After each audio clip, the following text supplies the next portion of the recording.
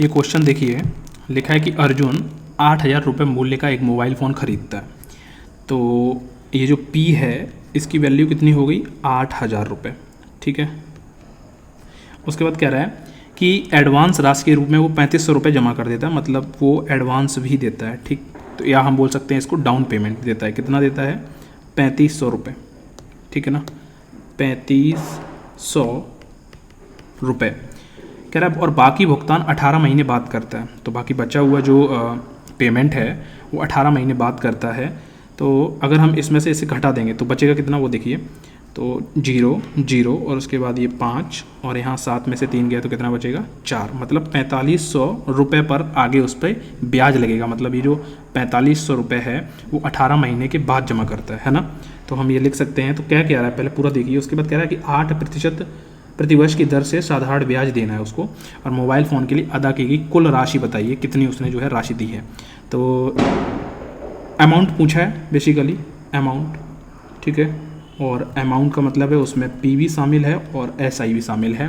तो P तो हमें मालूम है, SI हमें निकालना है। तो सिंपल इंटरेस्ट इक्वल टू क्या होता है, PRT/100। तो P यहाँ जो लगेगा वो 8,000 नहीं लगेगा, अभी उसने 3,500 तो तुरंत दे दिया था एडवांस के रूप में। तो बचा कितना, 4,500। इस पर उसको क्या लगेगा, ब्याज लगेगा। ठीक है ना, इसी के ऊपर। तो क्या होगा वो देखिए, तो 4,500 इंटू R कितना है, 8% की रेट लगेगी, और T कितना है, तो T है 18 महीना।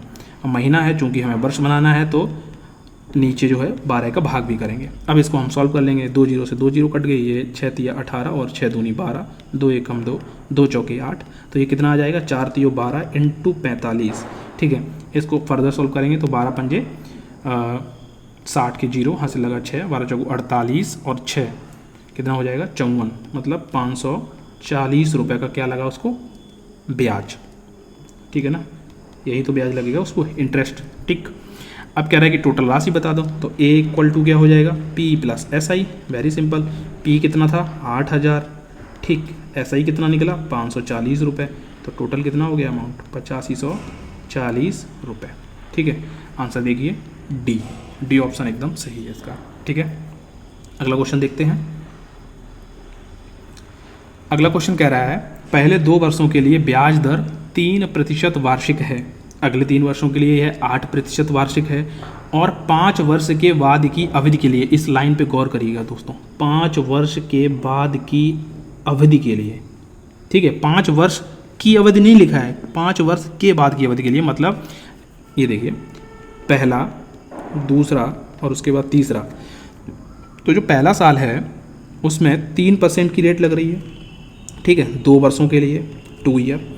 उसके बाद अगले 3 वर्षों के लिए, ठीक है, कितने % की लग रही है, 8% की। अगले 3 वर्षों के लिए 8% की लग रही है, तो यहाँ हमने 3 ईयर लिख दिया। और जो तीसरा साल है वो कह रहा है कि 5 वर्ष के बाद की अवधि के लिए, तो यहाँ हम 5 वर्ष नहीं लिखेंगे। अगर ये आपने लिखा तो ये आपका यहाँ से सवाल गलत हो जाएगा। बिल्कुल, यहाँ समझने वाली बात ये है, ये 5 वर्ष जो कह रहा है कि 5 वर्ष के बाद की अवधि, मतलब अब इसके बाद प्रत्येक साल जो उस पर ब्याज लगेगा वो 10% की रेट पे लगेगा, प्रत्येक साल लगेगा 5 वर्ष के बाद की। अगर वो कहता कि 5 वर्ष की अवधि के, तो 5 वर्ष की, तो फिर यहाँ 5 वर्ष लिखते हैं, या फिर 5 वर्ष के बाद की, तो अब उसको 5 वर्ष के बाद की प्रत्येक साल के लिए लगेगी। तो यहाँ कितना हम लिखेंगे, यहाँ लिखेंगे 1 ईयर। ठीक है, अब इसके बाद 1 ईयर करके चलती चली जाएगी। तो ये 1 ईयर, अगले नेक्स्ट ईयर के लिए कितना है उसका रेट ऑफ परसेंट, तो वो है 10%। ठीक है, तो हमको पता है ये है रेट और ये है क्या, टाइम। रेट और टाइम का मल्टीप्लिकेशन करने से हमको क्या प्राप्त हो जाता है, SI। तो SI कितना बनेगा, 6, 24 और ये 10। ठीक है, तो और सवाल में क्या कह रहा है कि यदि एक व्यक्ति 6 वर्षों के लिए 1520 रुपये साधारण ब्याज प्राप्त करता है। ठीक है, 1520, लेकिन हमें कितना प्राप्त हो रहा है, यहाँ से हम जोड़ लेंगे इसको, 24 और 10 34 से 40, मतलब 40 की वैल्यू जो है 15-20 के बराबर दे रखी है। 1 का मान कितना आ जाएगा वो हमको देखना है यहाँ पे। तो जो 1 की वैल्यू है वो आ जाएगी 4 तिया 12 और बचा कितना, 3 4 8 32। ठीक है ना, तो ये 1 की वैल्यू आ गई है। हमसे पूछा गया उसने कुल कितनी रकम जमा की, तो उसने कुल कितनी रकम जमा की। हाँ, तो बिल्कुल 1 का मान 38 है, तो 100 का मान कितना हो जाएगा, हमें पता है P 100 को मानते हैं, 100% होता है P। तो इसकी वैल्यू कितनी हो जाएगी, 3800 रुपये। ठीक है, ये इसका आंसर है। 3800 देखिए कहाँ है, option number A correct answer है इसका। ठीक है, तो इस प्रकार जो है हम ये सवाल को सॉल्व करेंगे। नेक्स्ट क्वेश्चन देखते हैं। 5% के साधारण ब्याज पर 4 वर्षों के लिए कर्ज दी गई कितनी राशि 6% साधारण ब्याज पर 4 वर्षों के लिए दिए गए 500 रुपये कर्ज के बराबर राशि देनी होगी। बराबर ही करना है इसमें, और कुछ नहीं है, इक्वल करेंगे तो इसका आंसर आ जाएगा। देखिए कैसे करते हैं, बस थोड़ा सा लैंग्वेज का जो है ट्विस्ट है और कुछ नहीं है। देखिए कह रहा है कि 5% के साधारण ब्याज पर 4 वर्षों के लिए कर्ज दी गई कितनी राशि। तो आप ऐसे देखिए, ये फर्स्ट हो गया, ये सेकेंड। तो 5% के लिए 4 वर्ष के लिए 5% पर 4 वर्ष के लिए दी गई, और 6% पर भी 4 वर्षों के लिए दी गई है कोई राशि। और ये क्या हो जाएगा, रेट, ये हो जाएगा टाइम। और कह रहा है, हमको पता है कि अगर हम रेट और टाइम का मल्टीप्लाई कर दे तो ऐसा ही निकल आएगा। तो ये हो गया 20 और ये हो गया 24। हमको ये भी पता है कि अगर हम इनका क्रॉस मल्टीप्लाई कर दें तो जो निकल के आता है वो प्रिंसिपल कहलाता है। ठीक है, तो कह रहा है कि 6% साधारण ब्याज पर 4 वर्षों के लिए दिए गए 500 रुपये कर्ज के बराबर राशि देगी। कितनी राशि होगी मतलब ये, तो इसकी वैल्यू, ये जो है ना, इसके बराबर की जो है वैल्यू दे रखी है हमें 500। मतलब ये जो 20 है प्रिंसिपल, इसकी वैल्यू हमें दे रखी है 500। तो एक की वैल्यू कितनी हो जाएगी, एक की हो जाएगी 25। अगर एक की वैल्यू 25 है तो 24 की कितनी हो जाएगी, तो इसमें भी हम 25 का गुणा कर देंगे तो आंसर कितना आ जाएगा, 600 रुपये जो है इसका आंसर होगा, ऑप्शन नंबर ए। ठीक है ना, बहुत ही सिंपल था। चलिए अगला क्वेश्चन देखते हैं। अगला क्वेश्चन है, एक व्यक्ति अपने संपूर्ण धन के 3/5 भाग को 10% वार्षिक साधारण ब्याज की दर से और शेष भाग को 5% वार्षिक साधारण ब्याज की दर से उधार देता है। तो देखिए जो P था वो कितना है, 3/5 था। इसमें से उसने जो है इसको 10% की रेट से दे दिया। ठीक है, तो कह रहा है बचा हुआ, अब अगर इसमें 3/5 भाग को दे दिया तो फिर बचेगा कितना, 2/5 भाग बचेगा। भाई 5 में से 3 चला जाएगा तो 2/5 भाग बच जाएगा। ठीक है ना, तो ये P1 मान लीजिए और ये क्या मान लीजिए, P2 मान लीजिए, है ना। और कह रहा है कि इसको जो है उसने कितने रेट पे दिया है, इसको जो है उसने 5% रेट पे दिया है उधार। व्यक्ति को संपूर्ण धन पर किस औसत दर से ब्याज प्राप्त हो रहा है। मतलब सीधी सी बात है, वो ऐसा ही पूछ रहा है आपसे, PRT/100। तो पहला जो P1 है, तो P1 के लिए क्या हो जाएगा, 3/5, नीचे 100 आएगा ही आएगा। उसके बाद R कितनी लगेगी, 10, और उसके बाद जो समय है वो 1 लग जाएगा, 1 साल, क्योंकि वार्षिक कह रहा है। उसके बाद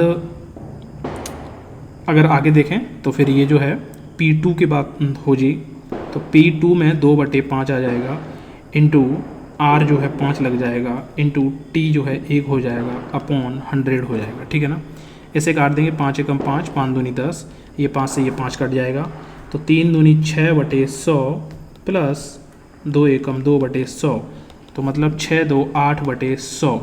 मतलब हम ये कह सकते हैं कि जो रेट लगेगी वो 8%, 8/100 को हम 8% लिख सकते हैं, इस दर पर लगेगी। तो मतलब इस दर से उसे ब्याज प्राप्त हो रहा है 8%। ठीक, ये आंसर हो जाएगा इसका। अगला क्वेश्चन देखते हैं। धोनी द्वारा उधार ली गई 800 रुपये की राशि साधारण ब्याज की एक निश्चित दर पर 3 वर्ष में 956 रुपये हो जाती है। तो देखिए जो 800 की राशि है वो 956 हो जा रही है। मतलब कितनी बढ़ रही है, 156 बढ़ रही है। और ये कितने में बढ़ रही है, 3 साल में बढ़ रही है ना। तो 3 साल में 156 बढ़ रही है, 1 साल में ये कितनी बढ़ जाएगी, 3 पंजे 15, 3 दूनी 6, मतलब 52। 1 साल में ये 52 बढ़ रही है। तो कह रहा कि 3 वर्ष में 800 रुपये की राशि क्या होगी यदि ब्याज की दर 4% और बढ़ा दी जाए। देखिए ये क्वेश्चन मैं पहले भी करा चुका हूँ, बस इसमें कुछ नहीं, लाइन चेंज हुई है, वरना हूबहू सवाल वही है, बस डाटा चेंज हुआ है, इतना ही हुआ है। देखिए 4% की वृद्धि बता रहा है, तो 800 का 4% अगर हम निकालेंगे तो कितना आएगा भाई, तो 800 का 4% मतलब 8 चौकू 32। ठीक है ना, ये 32 आएगा, और ये 32 हमें मिलेगा कितने टाइम के लिए, 3 वर्ष के लिए। तो 32 3 कितना हो जाएगा, 96। मतलब ₹96 जो है एक्स्ट्रा मिलेगा मुझे, समझ रहे हो। और इससे पहले जो है राशि कितनी हो गई थी, ₹956 हो गया था। और ये क्या हो जाता है, ये अमाउंट है हमारा। तो जो अमाउंट है वो ₹956 है। इसमें अगर हम ये 96 और जोड़ दें, जो बढ़ी हुई राशि है, इसको हम जोड़ दें तो हमारा फाइनल अमाउंट निकल के आ जाएगा। तो 6 और 6 12 की 2 हासिल 1, 9 1 10, 5 15 की 5 हासिल 1, 9 और 1 10 मतलब ₹1052। तो इसका आंसर क्या हो जाएगा, डी। ये तो निकालने की हमें ज़रूरत भी नहीं थी या इसका हमें कहीं भी उपयोग भी नहीं हुआ है, ठीक है, इसका कोई मतलब नहीं है। ये सिंपल देसी मेथड था, बस। ऐसे हम सवाल और भी कर चुके हैं। तो इस प्रकार आपके जितने भी सवाल थे वो समाप्त हो चुके हैं, ठीक है। एसआई का चैप्टर मैंने अपनी तरफ से प्रयास किया है कि आपको जितना भी PYQ आया हुआ है उसको मेथड के रूप में किस तरह जो है सॉल्व करना है वो मैंने आपको बताने का प्रयास किया है। अगर आपको ये वीडियो अच्छी लगी हो तो प्लीज़ लाइक करें, शेयर करें, सब्सक्राइब करें चैनल को, ठीक है, नया चैनल है। मिलते हैं एक नई वीडियो में, तब तक के लिए जय हिंद, जय भारत।